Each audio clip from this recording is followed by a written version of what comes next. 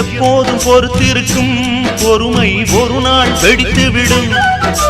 தப்பான பொய்களுக்கு தண்டனை எப்போது கிடைத்துவிடும். சுட்டாலும் முத்து வெள்ளைதான், துன்பப்பட்டாலும் உண்மை உண்மைதான்.